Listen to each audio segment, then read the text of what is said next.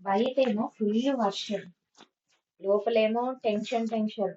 అరే మూవీకి వెళ్దాం అనుకున్నాము, మూవీకి బుక్ చేసుకున్నాము.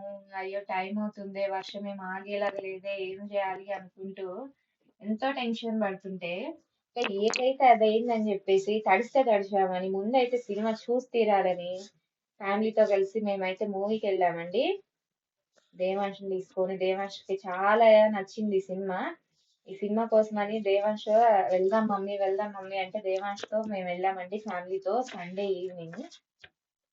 సో మేమైతే వర్షాన్ని కూడా ఇక తడుచుకుంటూ ఎట్లయినా మూవీ చూడాలి అని చెప్పేసి మేమైతే వెళ్ళామండి మూవీ చూడడానికి. మూవీ అయితే చాలా బాగుందండి. అసలు రవితేజ గారు అయితే అసలు సినిమాలో నటించడం కాదండి, జీవిచ్చేశారు యాజ్ ఏ ఫాదర్ గా. ఒక ఫాదర్ కి ఒక డాటర్ కి రిలేషన్ ఎలా ఉండాలి అనేది చాలా బాగా చూపించారండి ఈ సినిమాలో. సాంగ్స్ అయితే హైలైట్ ఉన్నాయండి. అసలు ఆ సాంగ్స్ చూస్తున్నంత సేపు మనకైతే భక్తి ఫీలింగ్ అయితే వస్తుందండి. అయ్యప్ప స్వామి సాంగ్స్ ఉన్నాయండి రెండు, నిజంగా గూస్ బంప్స్ వస్తాయండి. అసలు థియేటర్ లో ఆ సాంగ్స్ వస్తుంటే హైలైట్ అండి అసలు నిజంగా. అసలు ఆ రోజు ఈవినింగ్ అయితే మొత్తం ఫ్యామిలీసే వచ్చారండి. లేడీస్ అయితే ఎంత మంది వచ్చారో నిజంగా.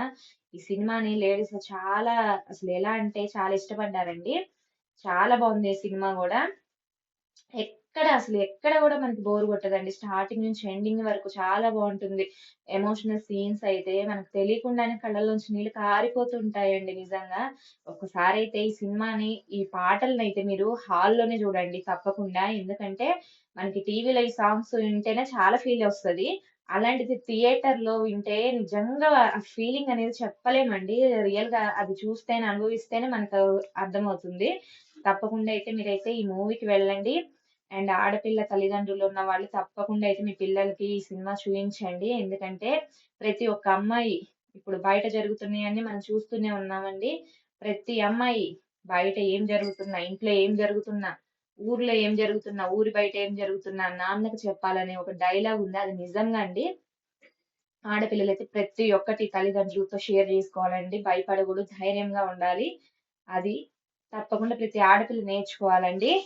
అండ్ ఇంకొకటి సినిమాకి వచ్చేస్తే చాలా బాగుందండి సినిమా కూడా, చూడండి. ఎవరైతే ఇరుముడి చూడలేదో ఇప్పటి వరకు మీరైతే మంచి మూవీని మిస్ అవుతారండి చూడకపోతే.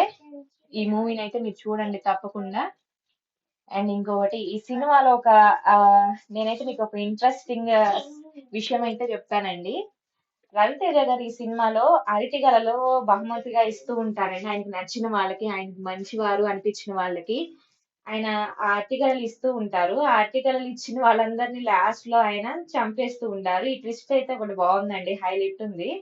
మీరు కూడా ఎవరైతే ఈ ట్విస్ట్ ని కనిపెట్టారో ఆ నా వీడియోని లైక్ చేసి, షేర్ చేసి, సబ్స్క్రైబ్ చేసుకోండి ఫ్రెండ్స్. అలాగే ఈ ఇరుముడి సినిమాలో ఈ సీన్ ఎవరైతే గమనించారో మీరైతే కన్ఫామ్ గా కామెంట్ చేయండి. రవితేజ గారు అయితే ముగ్గురికి అయితే అరటిగలను ప్రెజెంట్ చేస్తారండి. అదేంటంటే ఒకటి సాయి కుమార్ గారికి, ఒకటి టీచర్ గారికి, ఒకటి రాజకీయ నాయకుడికి. చివరికి ఈ ముగ్గురిని చంపేస్తారండి. అదే హైలైట్ ట్విస్ట్. ఎవరైతే ఇది గమనించారో సినిమాలో ఒకసారి అయితే కామెంట్ చేయండి ఫ్రెండ్స్. సినిమాని అయితే చూడండి, ఎంజాయ్ చేయండి. మీ ఫ్యామిలీతో మాత్రం ఈ మూవీకి తప్పకుండా వెళ్ళండి ఫ్రెండ్స్. Thank you.